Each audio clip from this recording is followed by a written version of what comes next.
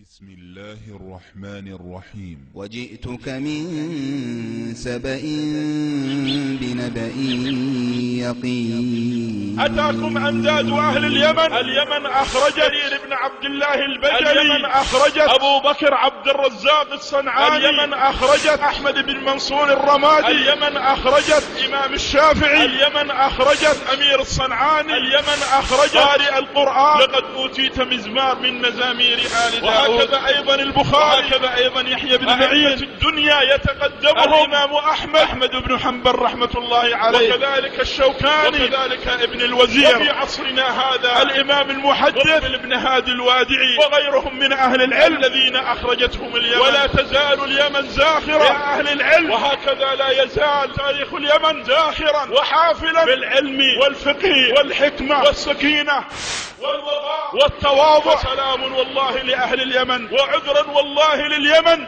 من أولئك الذين شوهوا تاريخها. أهل اليمن عباد الله هم الذين نصروا الدين، بل قال نبينا إني لأجد نفس الرحمن من قبل اليمن. أتاكم أمداد أهل اليمن. إن أهل اليمن دائما يسيرونهم العلماء ويقودونهم العلماء الكبار الراسخين في العلم دائما وأبدا. أهل اليمن لا يعرفون بالعجلة، ولا يقودهم الجهلة أبدا، سواء في دينهم أو في حياتهم أو في حروبهم أو في جهادهم. لا يقودهم الجهلة أبدا. ومن ظن أن الجهل سيقودون الأمة على مر العصور هم نكتة سوداء في تاريخ اليمن بل وفي تاريخ الأمة بأسرها. إني لأذوذ بعصاي الناس حتى يشرب أهل اليمن من الحوض. أهل اليمن هم أول من يشرب حوض رسول الله عليه الصلاة والسلام. يا أهل اليمن، ما الذي يحصل الآن في بلادكم؟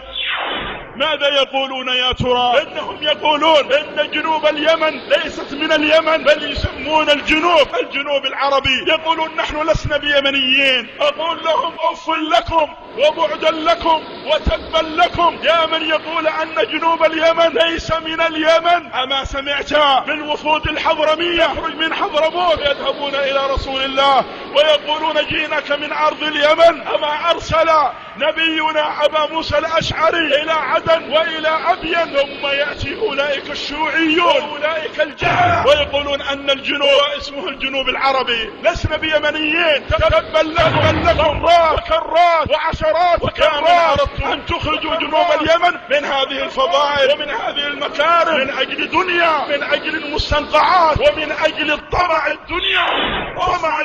بعدا لكم. أهل اليمن عباد الله هم خيرة أهل الأرض، لسنا بيمنيين، كما أخبر بذلك نبينا عليه الصلاة والسلام. فقد جاء من حديث جبير بن مطعم رضي الله عنه قال: كنا